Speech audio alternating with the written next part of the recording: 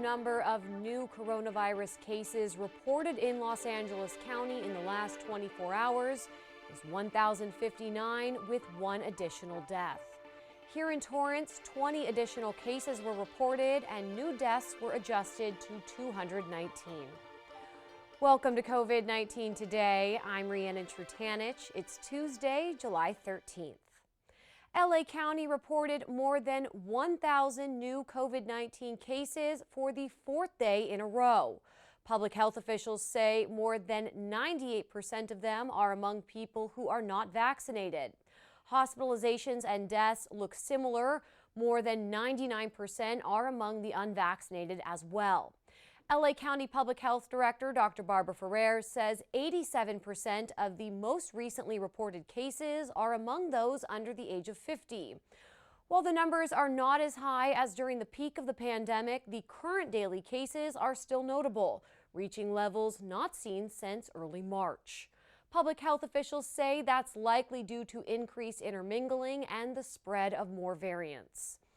Dr. Ferrer says about 4 million Angelenos are still not vaccinated and strongly recommends that they get vaccinated. The county's latest incentives to entice residents include concert tickets to see a variety of artists, including Celine Dion, Kane Brown, and Luke Bryan at Staples Center. Qualified individuals can also be entered for a chance to win box seats to 4 classical concerts at the Hollywood Bowl. For those who are still hesitant about getting vaccinated, public health officials urge them to continue wearing a mask at indoor public settings, move social gatherings outdoors, frequently wash their hands, and use hand sanitizer when outside of the home. The Johnson & Johnson coronavirus vaccine now comes with a new warning: the possibility of a rare but dangerous neurological reaction. The Food and Drug Administration made the announcement after the vaccine was linked to reports of the Guillain-Barré syndrome, which is an immune system disorder that can cause muscle weakness and even paralysis. Health officials say there is a small possible risk for those getting the Johnson & Johnson shot to experience this side effect. The Centers for Disease Control and Prevention received reports of 100 people who developed this syndrome out of the nearly 13 million Americans who received the one-dose vaccine.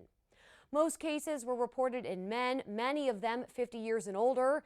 It typically happened about 2 weeks after vaccination. Almost all of them were hospitalized, and the FDA says one person died. The CDC plans to ask its panel of outside vaccine experts to review this issue at an upcoming meeting. Johnson & Johnson officials say they've been talking with the FDA and other health regulators around the world. The new warning will be included in pamphlets given to people getting the vaccine, and anyone experiencing symptoms including double vision, tingling sensation, or trouble walking should seek medical attention. K-12 students in California will need to wear their masks when they return to their classrooms in the fall. The California Department of Public Health updated its coronavirus rules for public schools this week. Some of what it decided follow CDC's recommendations, but others deviate a bit.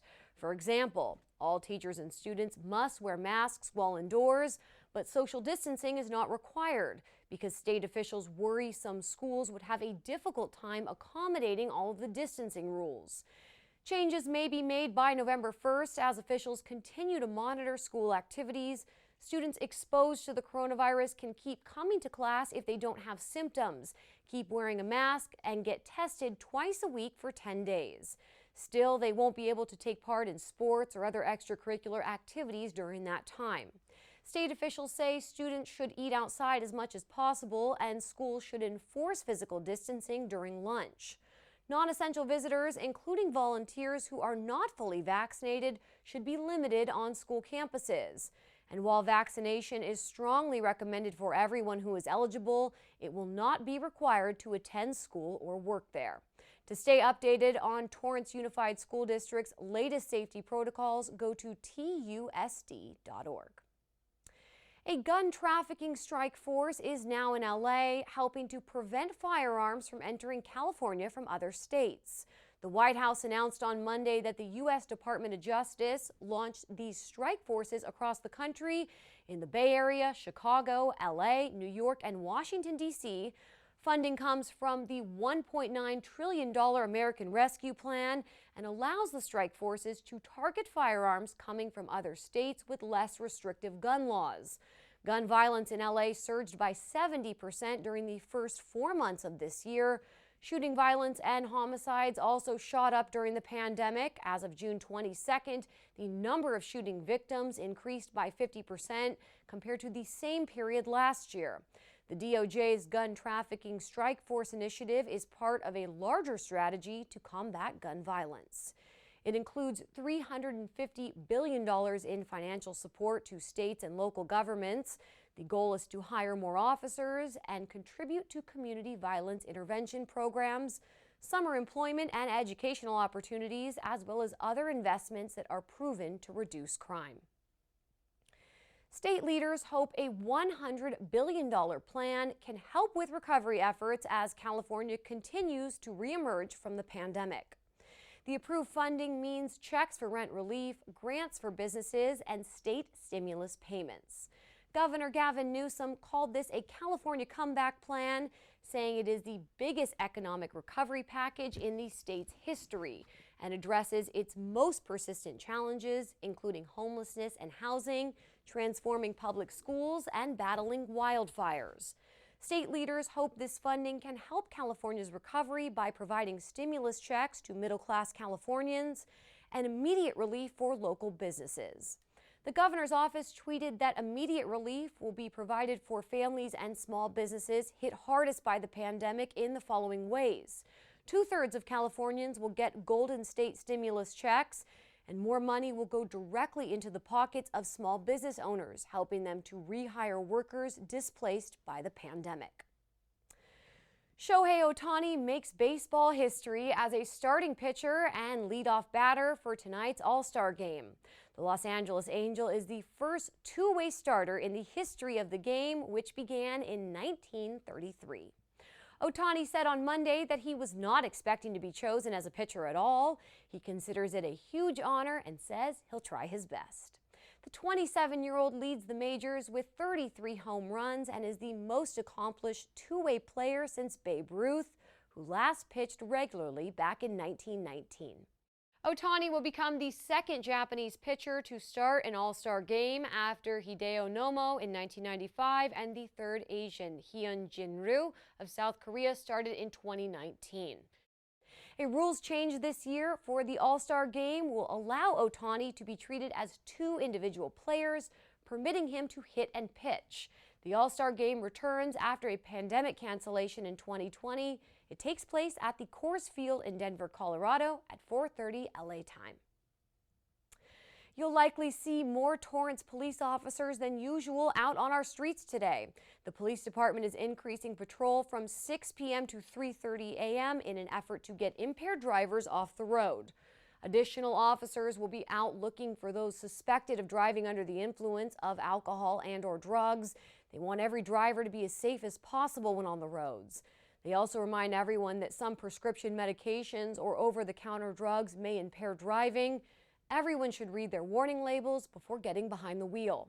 Police also remind drivers that while medicinal and recreational marijuana are legal, driving under the influence of them is not. Drivers caught while impaired can face an average of $13,500 in fines and penalties, as well as a suspended license, even for a first-time offense. Funding for this DUI enforcement program was provided by a grant from the California Office of Traffic Safety through the National Highway Traffic Safety Administration. Expect delays this week if you're planning to drive on the stretch of Crenshaw Boulevard between Monterey Street and Torrance Boulevard. Southern California Gas will be permitted to close all travel lanes to install a gas service line. Lane closures will be conducted in phases, so at least one lane is open in each direction at all times. Construction is expected to take place from 9 a.m. to 3:30 p.m. until Friday. Message signs are out there warning drivers of traffic conditions. City workers recommend finding alternate routes if possible. The Torrance City Council meets in person tonight for their regularly scheduled meeting. The public portion starts promptly at 7 p.m. Council members will review a number of agenda items, including the appointment to fill the at-large City Council vacancy. approval of an agreement for the construction and operation of the 2022 Pasadena Tournament of Roses parade float, and appropriating grant funds and awarding a contract services agreement for the Regional Transit Center's video wall system. These items and much more will be discussed tonight and can be seen here on our channel, online, and on the city's YouTube and Facebook platforms. You can also find the full agenda at torranceca.gov. The Torrance Art Museum is getting a new mural designed by a world-renowned artist from Amsterdam. Jan van der Ploeg was supposed to fly in from Amsterdam to create his giant artwork on the sidewall of the museum, but due to COVID restrictions, he's still being held in the Netherlands. So he and the museum workers came up with a creative plan B, where team members from the museum can bring the artist's vision to reality. Jan sent over exact measurements and square footage, as well as a photoshopped image of his mural design. It was sketched out and taped off before the local artists got to work today with their paintbrushes. This has truly been a team effort to adjust to the unexpected obstacles brought on by the pandemic. Workers say most of the mural will be done on Friday, just in time for the museum's Ultra exhibition, which officially kicks off on Saturday. Well, before we go, at the end of each program, we like to share feel-good stories from our community. Pictures, images, and videos that remind us of how resilient our community is and how Torrance truly cares. The Community Services Department held an appreciation lunch today at Hickory Park. Community Services Director John LaRock says this special gathering was a way to thank all of the workers who keep the city's parks and open spaces safe and looking their best. About 35 people came out to enjoy a Mexican buffet and spend some quality time with each other before returning to work. What a fun way to acknowledge those who work hard to make sure Torrance residents and visitors can enjoy their green spaces, especially during Parks and Recreation Month. Now, if you have a great story, upcoming event, a photo or video you'd like to share, email us at covid19today@torranceca.gov. We'd love to hear from you. Well, that's our update for COVID-19 today. We'll see you back here tomorrow as Christine Lee brings you the latest. Be safe, stay healthy, and thanks for tuning in. We'll see you next time.